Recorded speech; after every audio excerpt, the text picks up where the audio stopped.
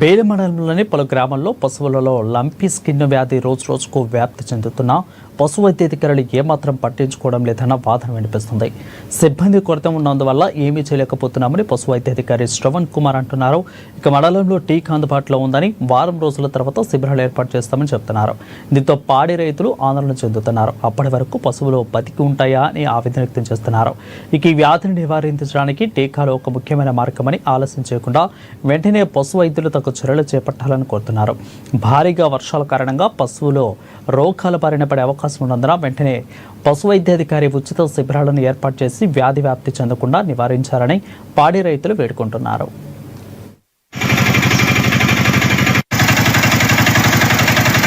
చాలా గ్రామాల్లో వచ్చిందని మాకు రిపోర్ట్స్ వచ్చినాయి. ఇంతకుముందు మేము బేలాలో కూడా వ్యాక్సినేషన్ కండక్ట్ చేసినాం. ఇప్పుడు ప్రతి గ్రామంలో శిబిరం పెట్టాలని అనుకుంటున్నాం.